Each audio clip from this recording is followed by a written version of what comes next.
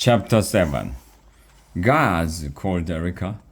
The two red-coated guards trotted over to her and saluted. "Sit to Fonsley," she commanded. No wonder Erica was so bossy, Wiglaf thought. She was used to giving orders and used to being obeyed. The guards picked Fonsley up under his arms and dragged him away. Erica beckoned her friends. "Come, let us go to my father," she said.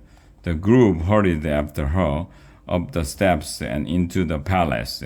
They rushed through room and after room, passing red-coated guards, blue-uniformed servants, and lovely young maidens in lacy silken dresses. Wiglaf stared at them in wonder. "Are they princesses too?" he asked. "They are ladies in waiting," said Erica. "I am the only princess around here."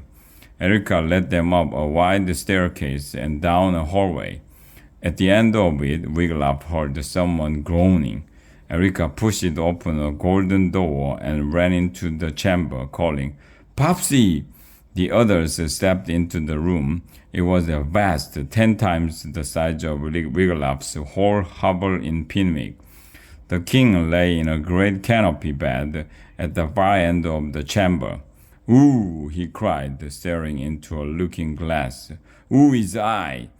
Even from a distance, Wiglaf could see that the king was covered with pox. "Can you help him, Daisy?" Wiglaf asked. Or perhaps pay," she whispered. The king lowered his looking-glass.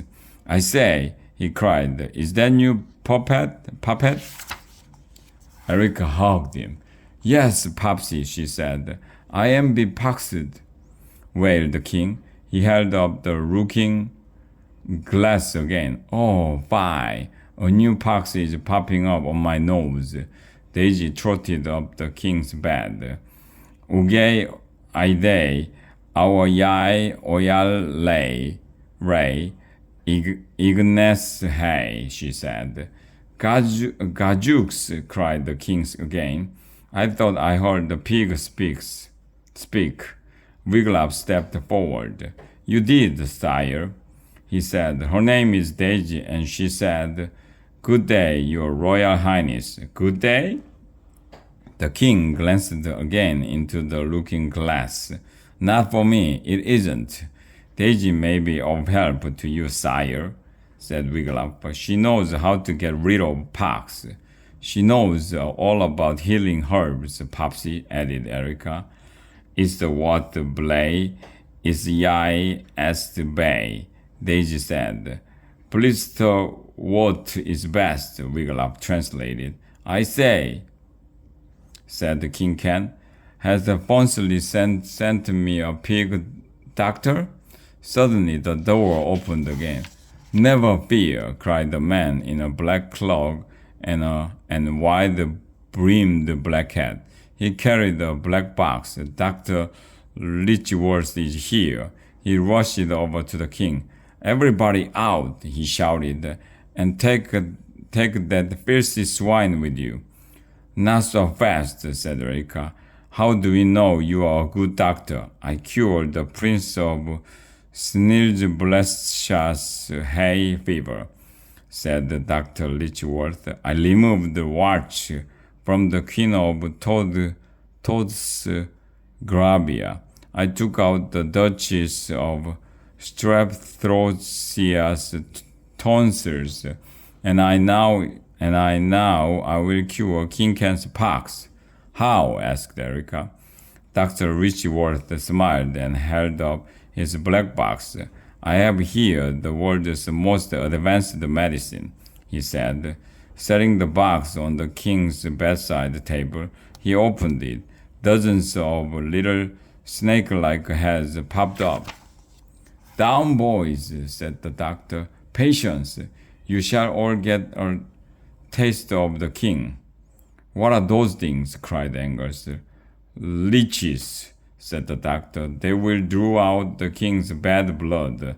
Then his pox will disappear. He will be cured." "Leeches?" Wiglaf's stomach lurched. and his head swam as he looked at the slimy black bloodsuckers. The thought of one of them touching his skin made him go weak in the knees. The doctor lifted a thin leech from the box. "You may feel a tiny sting," he told the king as he put the leech on his cheek. "Yoey!" cried the king. "It bit me." Wiglaf closed his eyes. He felt very sick and very, very sorry for the king. Are you sure leeches will help, doctor?" cried Erica. "Yes," said Dr. Leechworth. "Oh, nay," said Daisy, but no one was paying attention to her. Every eye but Wiglaf's was fastened on the doctor as the man quickly dealt out more leeches. He put a dozen on the king's chest, several more on each shoulder, one on his forehead, another on his big toe. "Look," said Janice, "the leeches are turning blue." Wiglaf opened one eye and was instantly sorry. Gosh! The leeches had bloated up and turned the color and a bad bruise. "Shouldn't they be turning red from sucking blood?" asked Angus. "Ignorant peasant," muttered the doctor. "Royals have blue blood, and I want to keep some of mine," cried the king, who was covered in fat blue leeches. "Almost finished," said the doctor. "Yoo-hoo, Kenny!" cried a voice from the doorway. "I am home!" "Mumsy!" cried Mom Erica, running to her. "Darling!" cried Queen Bob, giving her a hug. "What a nice surprise! And you've brought your friends, and oh!" The queen's eyebrows shot up. "A piggy! I am having a day of surprises. Chef Pierre just told me that he can't find a single peasant for tomorrow's feast. So you've seen your poor Popsy, darling. Awful, isn't it?" Erica nodded. "Terrible." The queen lowered her voice. "I'm letting only a few trusted guards and servants see him," she said. "I hope they won't talk, and I trust your friends shan't either." "Never," said Erica. The queen sighed. "Your father has been king for 25 years, she said.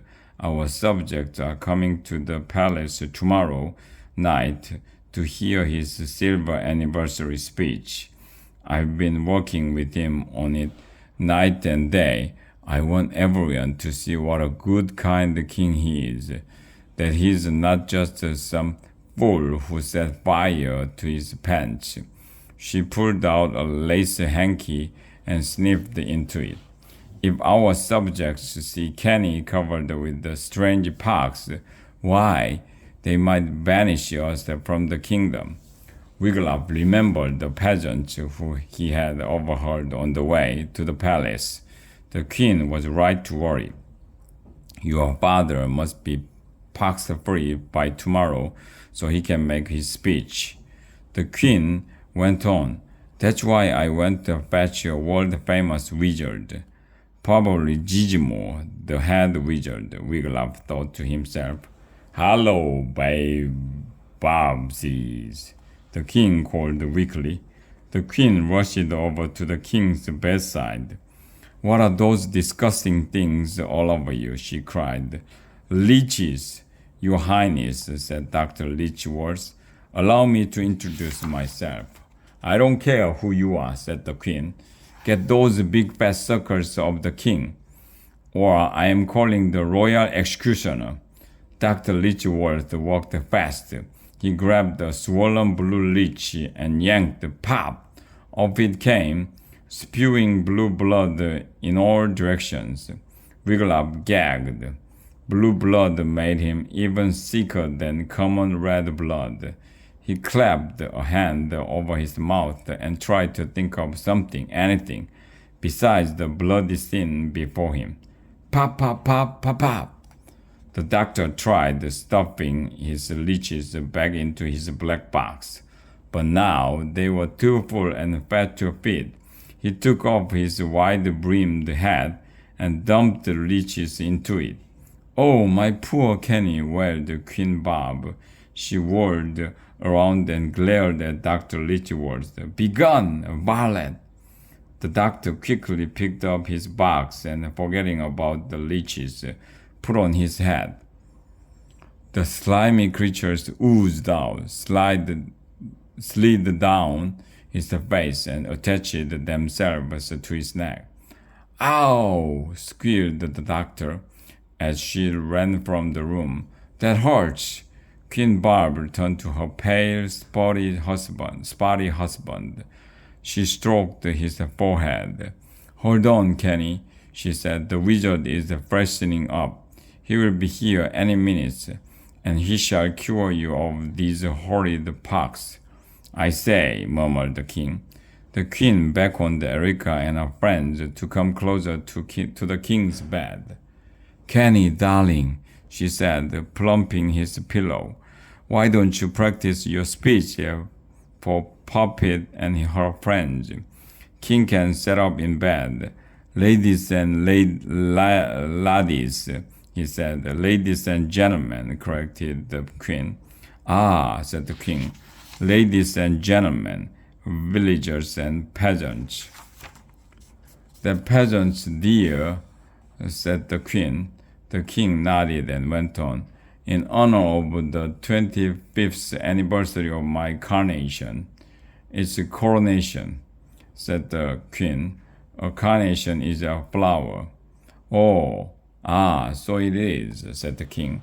He began again. "I, your royal highness, have ordered up," the king went on, "a walloping big feast." Just then a tall wizard with wild white hair raced into the king's chamber. "Here I come to save the king," he sang. He wore a blue robe dotted with stars. "Show me a pox-covered wing, your queenly highness, and I will show you what wizardry is all about." "Egad!" cried Wiglaf when he saw who the wizard was. The queen had brought home Jellag.